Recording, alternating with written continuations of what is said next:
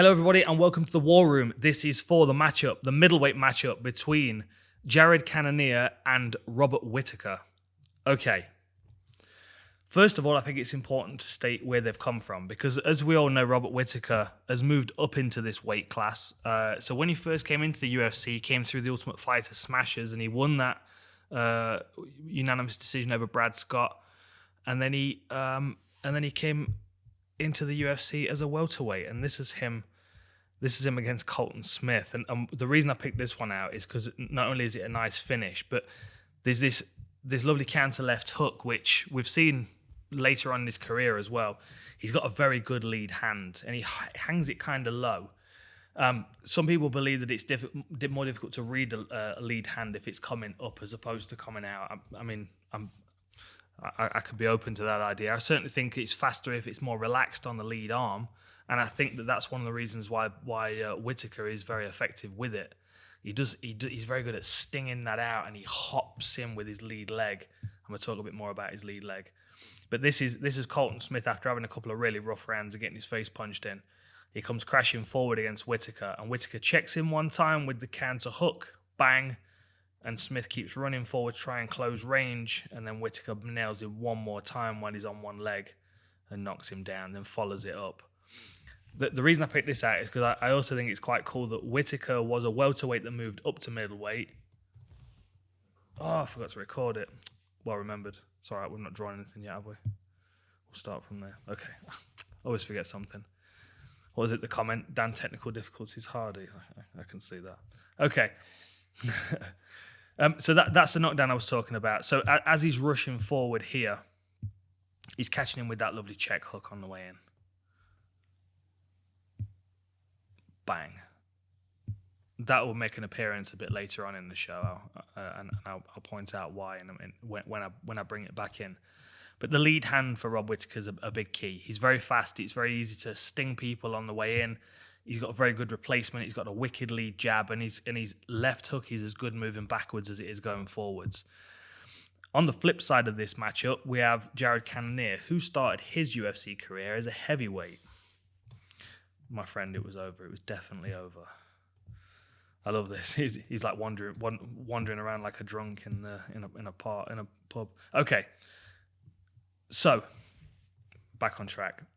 Whittaker started as a welterweight. He's moved up to middleweight because the weight cut and everything, and his body growing, him getting older, etc., etc. Jared Cannonier has gone the opposite way. So Cannonier came into the UFC. I don't remember what he weighed in at exactly, but it was around 240-ish. So he lost his debut against Sean Jordan, who's a hell of a big puncher. But then he beat Cyril Asker, and this is the fight I wanted to show you guys. So this is Jared Cannonier as a heavyweight. He moves very well. He's very fast. He's powerful still. He's very loose and relaxed. The only difference is that he's wearing an extra 30 pounds of weight that he probably doesn't really need. And what we've seen is as he's shed this weight, it's not affected his fighting style, but it's made him faster. It's made him more powerful because he's moving quicker. But he's also got the confidence of a heavyweight fighting at middleweight. You see the way he handles these guys when they lock up. It's almost like, well, you're smaller than me. He's almost like he's got this heavyweight mentality because he sees himself as a heavyweight compared to these guys he's fighting at middleweight now. And that was a lovely knockout, and that shows you the speed at which he's able to move at. Which again, and the thing is, if you've been doing most of your career, I mean, what did he have? This was 9 fights into his career. If you're that far into your career as a heavyweight, you've been doing all these training camps, carrying that extra weight around. Imagine what it's going to feel like if all of a sudden you take that 30-kilo meat suit off you and you're moving much quicker. It's not only going to give you confidence, but you're going to feel different as well. You're going to feel like you're moving faster. There's going to be more of a desire to test those limits, and I think that's what we're seeing from Cannonier as he shifted through the weight classes. His destination always seemed to be middleweight. I mean, he moved down to light heavyweight and had a murderer's row of guys. I mean, Blachowicz and Reyes were the two guys that he fought and lost to light heavyweight. But then as a middleweight, he's looked really good. Okay, so that's where we're going to start with that.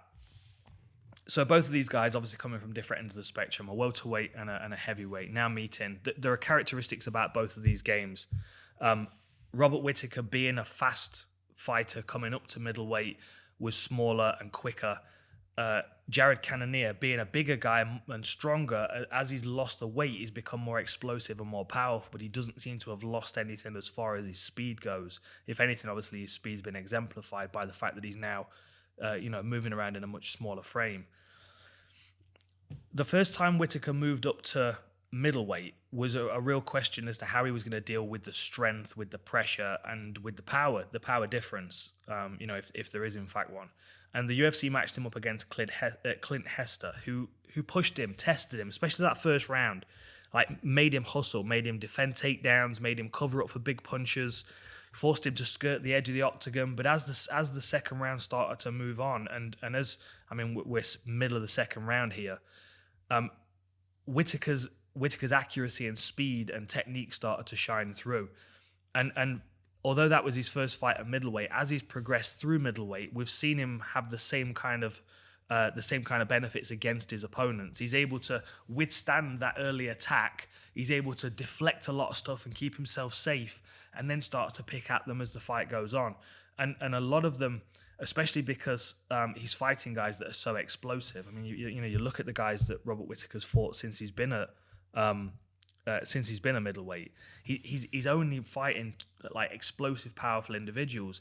Hester, Tavares, Hall, Natal, Brunson, Souza, Romero twice. Like every single person, every single one of these people has got the ability to hit you and hurt you and really hurt you. And a little further on in his career, we've got a couple more wins, and then he faces Brunson. Brunson's another one of those guys. He's a big puncher for this division. He believes heavily in his left hand, but he also knows he's got that backup in his wrestling, as we saw in the Adesanya fight and the breakdown that I did. Like, he comes crashing forward that left hand, but he knows he's got the wrestling to fall back on if he needs. At this point in the fight, though, Rob Whittaker had already pretty much shut down every route to success that Brunson had. He was starting to outstrike him, and he'd already taken Brunson's best shots, and he wears the shots so well, which is another thing that's going to be important in this one, given the fact that he's facing someone who's a thunderous puncher. He's going to have to keep himself safe in those early rounds. I mean, he got pinged against Darren Till and was nearly put down as well. Like, he's had a couple of warning shots recently, and I think he knows with Cannonier, you might not get a second shot if he hits you with a clean one. Watch this punch. You'll recognize this from when he was a welterweight. So this, I mean, Brunson is mad reckless anyway. It's his style. It's his character. And what we see again is Rob Whittaker moving back under pressure and landing really good counter punches under pressure, jogging back, posting with his hand. Good boy, got his knuckles closed, got his fingers closed, no poking in the eyes. But as he's backing up, I mean, he's really trying to create space, and Brunson's sprinting at him. I mean, I appreciate that Whittaker's trying to move back in a martial arts-like stance, but you can't when you're under this kind of pressure.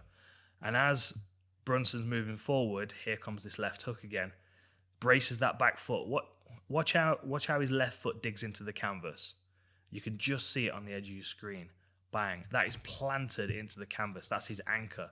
And that heel hitting the canvas right there is going to stop that shockwave of power coming forward from Brunson. All of that power now is going to be circled straight onto this punch that's going towards him. And Brunson runs onto it because he's far too overzealous in his attack. Bang, cracks him clean. And then it's the beginning of the end. Whittaker's just going to walk you down and pick you off. And he's got the striking variety and the discipline to find shots in and around the guard, much like Cannonier has. But the difference here is that Whittaker sets his shots up a bit better, given the fact that he's not got quite that killer power that Cannonier's got. I mean, the end of this fight, much like we saw that left hook be an echo from his previous fight at welterweight against Colton Smith, we see another echo in this one, which is a lot like the Jacare knockout, which I'm gonna circle back around to. But a good awareness of his tools and of his skills and of how to apply them and when, so he's not really leaving himself too exposed. I mean, he got through 10 rounds with Yoel Romero. That's a very difficult thing to do without taking as much damage as some other people have. And I know he got his knee wrecked, but that was the first 10 seconds of the first fight. Had that not happened, it would have been a very different two fights. I think he comes into this one with a good chance of staying out of the way of the early power of Cannonier. And that's really the big question, because we've not seen anybody else do it at middleweight yet. You know, everybody so far has struggled. You know, they've had a decent showing in the first round, like people do against Whittaker. They have a decent showing in the first round, but then after that, they start to turn the tide. You know, I would argue that Whittaker's worst round against Darren Till was his first round. I would say that about probably, at least one of his Yoel Romero fights. And I think that he responds well to this pressure because he's patient. He's got a championship mentality. He's not eager to get the fight over. And I think we've also seen that from Cannonier as well, which I'm going to circle back to in a moment. So with these two fights, we saw him under pressure. We saw, there we go. That's the same punch again. That's the reason why I threw that back in there. There we go. It's the same punch. That's the reason why I wanted to show you. So where are we? It's just interesting that you see these echoes. So here we go. So he's running back, crack. And then do we get the replay? I'll skip past that as well. I think I did. Lovely work to finish. Brunson with a little bit of a plan could be so much better. I just feel like a lot of these guys, they get in there with not really a good idea of what they're trying to do. Oh, lovely. Really nice. Okay. All right, we're going to get a replay in a minute. Here we go. So crashing forward, bang, left hook.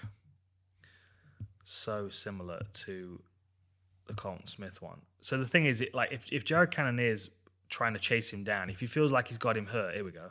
Same punch, bang. I mean, Colton Smith wasn't quite as close to him, but it's the same arc, the same technique. He's digging his back foot in.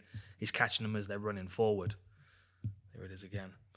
If Jared Cannonier is too reckless in this one, of course he's going to run onto something. This is the highest of levels when it comes to martial arts, and Jared Cannonier's turned that corner certainly with his last 3 wins.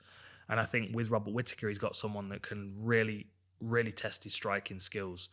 I mean, out of the 3 fights he's had at middleweight, Anderson Silva's really the only person I would consider to be like a straight striker, and Anderson's just not the same person that he used to be. David Branch and Jack Hermansson both wanted to grapple with him, which is why both of those fights made it just out of the first round. What we've seen with him against strikers is he's a steady dismantling. He's not overzealous. He's not trying to chase targets that haven't already been created. He chips away at people, but he chips away at people with serious power. I think the thing that's going to be a bit of a surprise for him in this one, given the fact that he is coming down from heavyweight, although he has seemed like a very fast fighter at middleweight, is that Rob Whittaker is very fast at closing distance. This is one of my favourite performances by Whittaker, because I used to train with Tavares. I know how tough and durable he is, and how good he is at reading you when you're coming in. Because I mean, as you know, my best technique's my left hook. And I used to throw this all the time at Brad Tavares, and he's very difficult to hit with it. He's got a good basic understanding of strike and defense. And the reason he got caught with this one is because it's a bit unorthodox. That's the first thing I'll mention, is he casually throws that front kick there and steps through to southpaw. And then he's going to adjust his stance back. But then he's going to throw that kick again in a moment. Instead of throwing it and stepping through, though, he's going to bring it back and chamber it and step through with his left hook. I think this is the reason why it's unusual, is because of how Whittaker throws his left hook. Okay, here we go. Little flurry. I'll play it on from here. Whittaker doesn't turn his body on his left hook, same as he doesn't turn his hips on his high kick. He tends to drive forward, so the momentum, the power going into the punch, is partly down to the forward momentum. The rock over of his shoulder and the turn of the hand. Here we can see it here. It's very rigid. There's no whipping motion to it like you would see on a lot of left hooks. So watch this. As the kick comes out, snaps forward, and it brings the hands up of Brad Tavares. But as soon as the kick comes down, he feels like he's safe, and the hands start to come down again, because now he's looking to counter himself. But what's weird is the way that Whittaker loads himself in. He drops his head, and his hand comes right close. I mean, it doesn't really even turn. It's like he's punching forward into the punch, but it's got the curve of a left hook. So he's punching him. I mean, it's like he's punching him directly onto the chin. It's an unusual punch, but it's very similar to the way that he throws a lot of his shots because he doesn't turn his hips into it. I'll come back to the kick in a little while and you'll see what I'm talking about. And the same thing with the second punch he lands here. Watch how he drags it across, but it's much more the body turning than anything. Hips are like his upper body's down. I mean, that angle of his back on that left hook is very strange. Most people would be here and they'd be rotating this way to whip and pull power into the punch, whereas Whittaker drives forward. So I think that's something that Cannonier's got to be cautious of, because he does tend to like to just stand and try and block everything that's coming at him. And if he then starts to do this reaching forward, like we see from a lot of fighters, that shot can creep around the side, no problem at all. The high kick from Whittaker as well is going to be something that he's going to test, because that's going to be keeping hitting the guard of Cannonier. And I'm interested to see whether it forces Cannonier to move out of range a bit, because like I said, the two guys that we've seen him face that have taken him into the second round have both tried to grapple with him. So same kind of thing with David Branch and Jack Hermansson. They both came out. They had a few seconds of standing in front of him, and Cannonier must have this real presence when he's standing in front of you, because he's so calm. Like I've interviewed him during fight week for the fighter interviews, and he's very calm. He's very collected. He's very sure of himself, and I didn't get that impression of him at heavyweight, to be honest, or even light heavyweight. But since he's arrived at middleweight, it's almost like I look pretty good. I hit hard. I look good. I move well. I feel strong. These guys aren't as strong as me. He fights with that kind of confidence. So even in times when he's up against good grapplers like Branch and Hermansson, when they're scrambling to take him down, and even when he is taken down, he's confident he can work his way back to his feet. There's some technique, there's some strength involved, but they both complement each other. He's not using too much of either. He's reassuring them that he's got the technique to get out of these things, but he's also showing them that he's got the physicality to boss his way out if he needs to. So the first round was very much him just kind of holding Branch off and starting to discourage him. And what we see consistently is once he's stuffed a couple of takedowns, then he'll start to look for his counters. You know, we see this with Max Holloway. He'll defend a couple of takedowns, then he'll try and tag you on the way in, then he'll try and attack your neck. Like, you build the attack from your defense. And that's what we've got here with Cannonier, when he's now getting these kind of half-assed shots from Branch, where Branch is not even really trying to get his way in, because he tried three times in the first round, wasn't able to keep him down. So he's now throwing these punches kind of timid. He's not really committing to anything.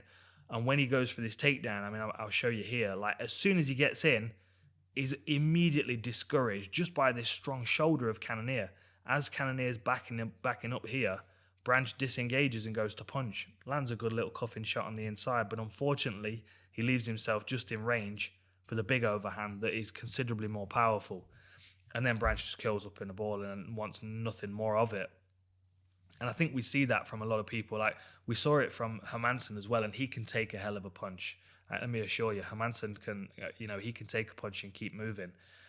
But it was one clean punch from Cannonier, and Hermansson was done. Like, the fight was over.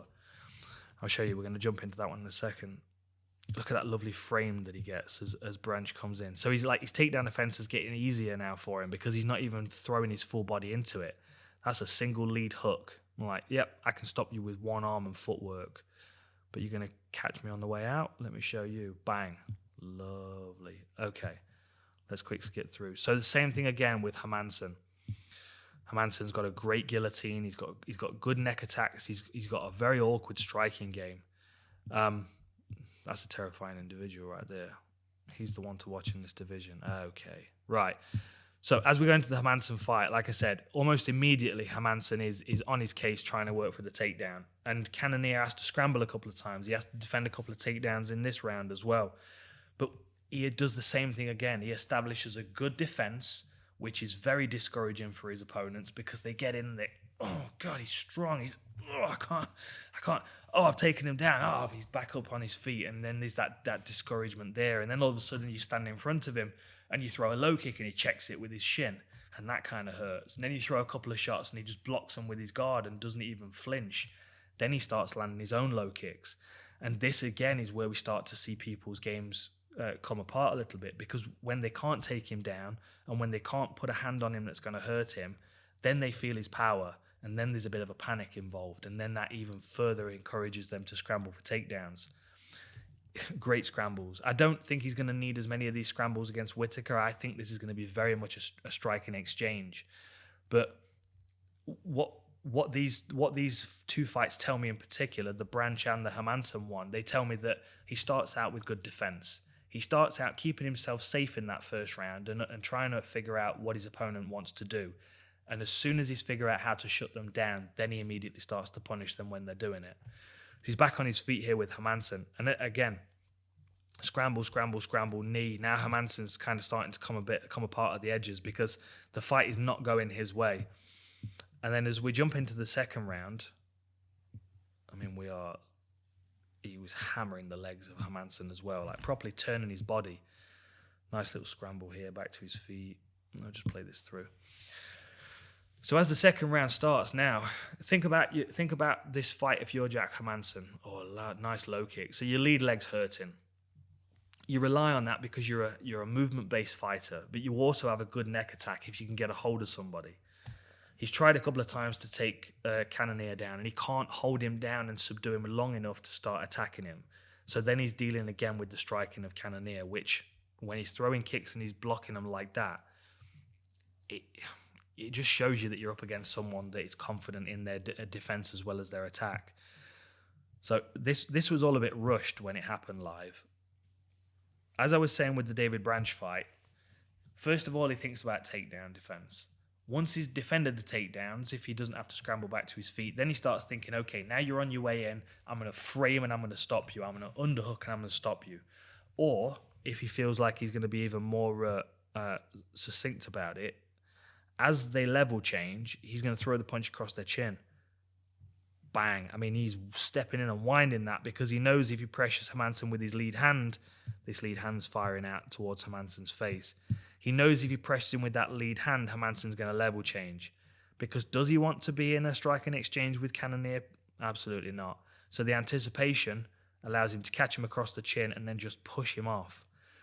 And like I said, it was one punch. It was one punch he needed for Hermansson. And even though Hermansson's covering and scrambling, he's not getting back in this fight. You can tell because there's no point where he brings his hands away from his face to look at his opponent. It's constant defense. Like I'm covering, I'm trying to scramble to a better position, but ultimately I'm trying to protect what the shot that I've just taken. You can see as he goes down, look, I mean, that left hand stays on his face all the way through. And there's a you can just see it in his posture. And I mean, hammer fists and all kinds of stuff. And look at that. Let's just go back to that. It's just every now and then there's just one punch in the madness that looks lovely. See this? Okay. So he's posted on Hermansson. He's also looking underneath his elbows through his guard and he sees his head's there.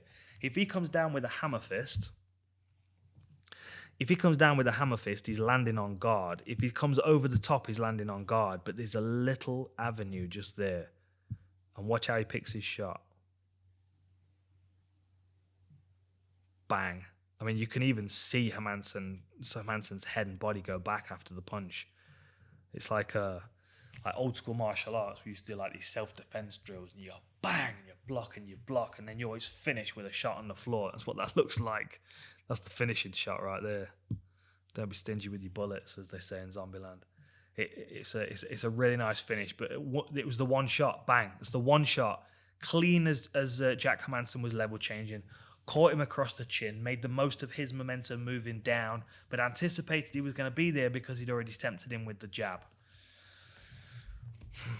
I'm excited to see how he deals with Whittaker, because Whittaker's an interesting problem given the fact that he moves in odd ways and he has unusual striking patterns. I think it's an interesting test for him, and I think we were all hoping for a bit more from the Anderson Silva fight, but what we saw again is just his patience and his low kicks. He's not overextending himself. He doesn't get flustered given the fact that he's got Anderson Silva in front of him, or the fact that Anderson Silva towards the end of the round starts to do all the typical weird Anderson Silva stuff that he does to try and get you flustered. he chips away at him slowly. He lands some nasty inside low kicks on Anderson Silva, and he sets them up perfectly. And at no point does he get punished for them. And I don't know exactly which one hurts Anderson Silva, but I mean, we're a minute into the fight here, and I can already see Anderson's moving unusually on that lead leg. He's dragging it a bit. He's responding unusually to it. Now he switches to like a Thai boxing stance, and he's like tapping that lead leg. That's not because he wants to play Thai boxing. That's because he don't want to put his weight on that lead leg because it's hurting. And again, like, I mean, now we're into the last minute or so. I'll just skip forward for you.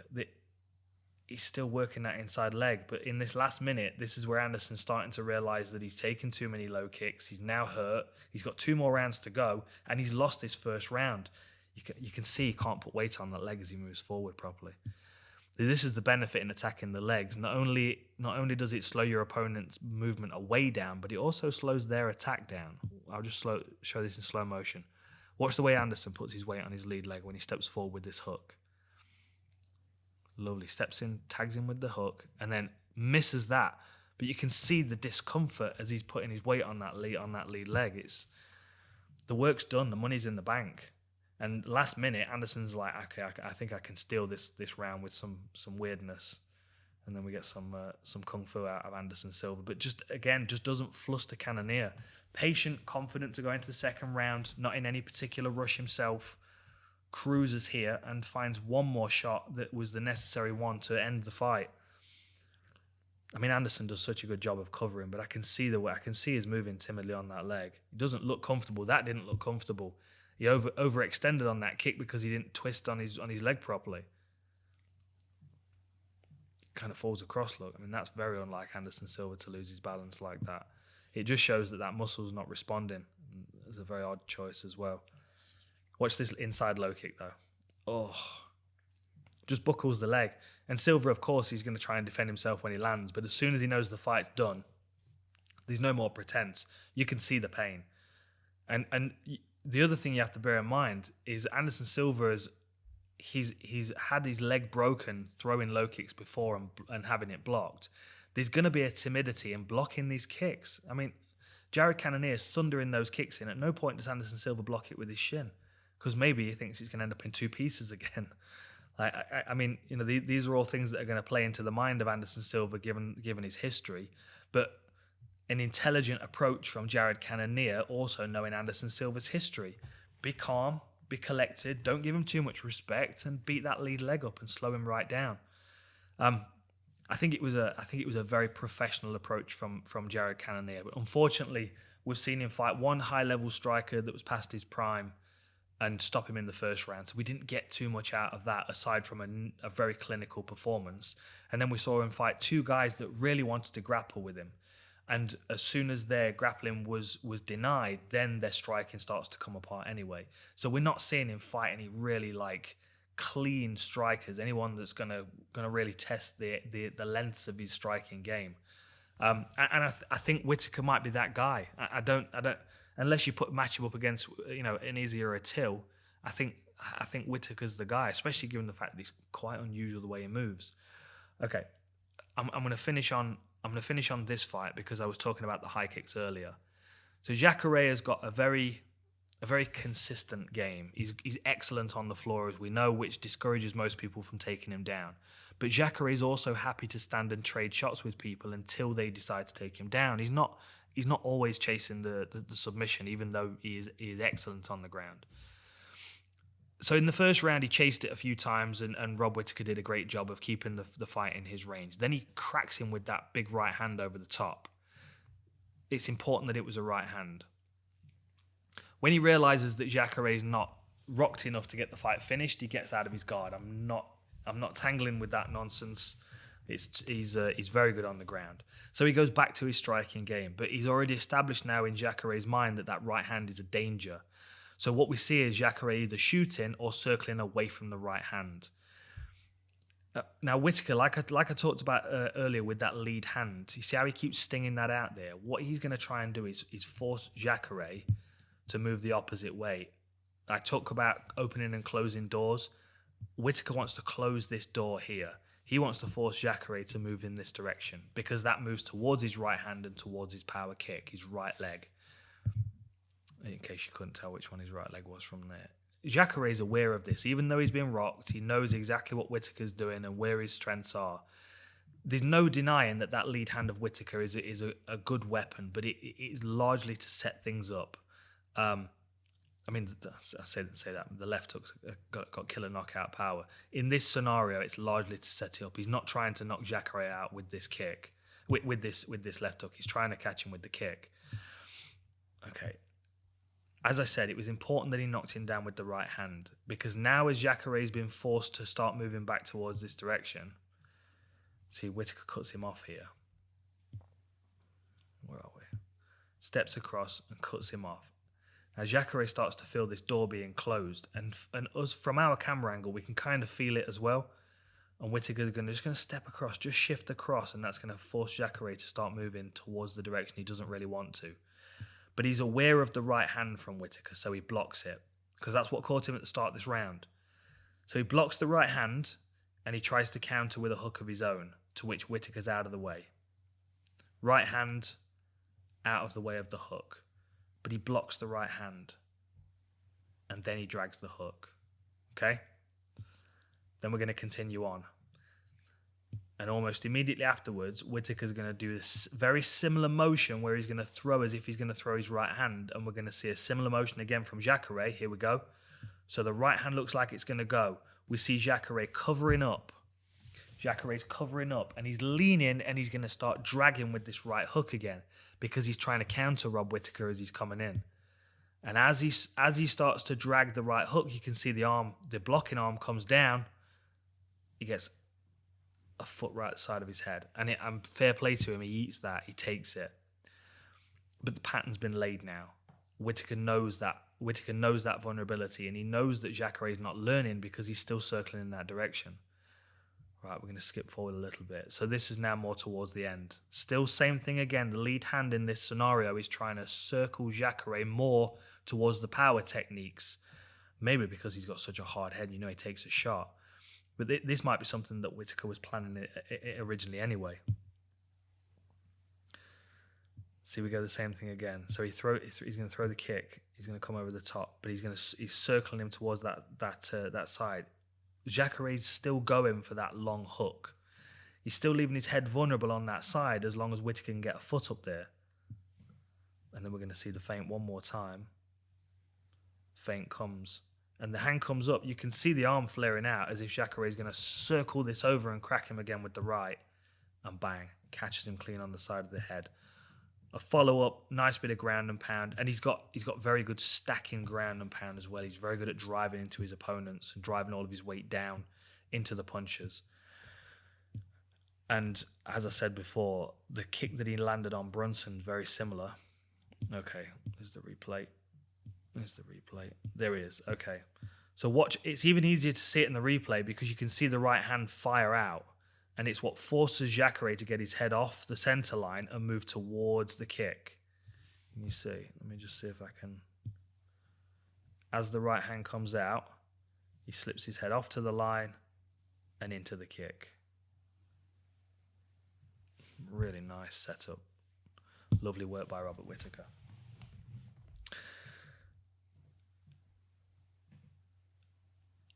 So I expect Cannonier to start trying to walk Whittaker down.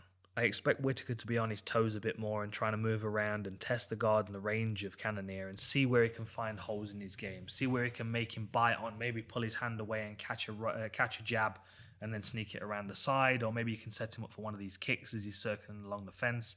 There are lots and lots of options for Rob Whittaker. Stinging him with that lead left hook, I think he's going to be the entry to a lot of them, though. For Cannonier, I expect him to try and walk him down. Look how similar this kick is. The only difference is that Brunson's not slipping onto it, but he's already been stung.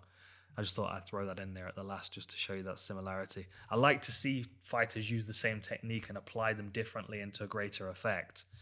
And that's what we're seeing with Whittaker. And I think the longer this fight goes, the more it favors him because I think he's very good at learning and reading and understanding, improving incrementally as the rounds go on. There's just so many questions around Cannonier. We've just not really seen him pushed in this weight class at all. And I think that the person to push him has got to be a good striker because even if they don't want to strike with him, they have to be confident enough in the striking range to know that if their takedowns or whatever gets shut down, that they can compare with him in that range. And with Hermansson and Branch, they just didn't act like they wanted any of that business. They wanted to grapple with him, and when that didn't work, they kind of came apart at the seams. I don't think Whittaker's going to want to grapple with him too much, because I think it might be a waste of his energy and time, and he's had he's had Yoel Romero in front of him. I'm sure that would put you off wrestling for life anyway. I think this is going to be a striking affair. I think it's going to be a very technical one, but we're talking about two guys, one that's got very precise power and one that has got a striking power that we don't really understand quite yet, especially in this division. It's going to be a really exciting clash between these two. Cannonier is definitely the dark horse in the division, but we'll see where his limitations are in this fight, because I think Whittaker can push him. I'd be happy if this one goes 5 rounds, because I think these guys have got the gas tank and the tenacity to really push a good pace. Okay, enjoy the fights. See you next time.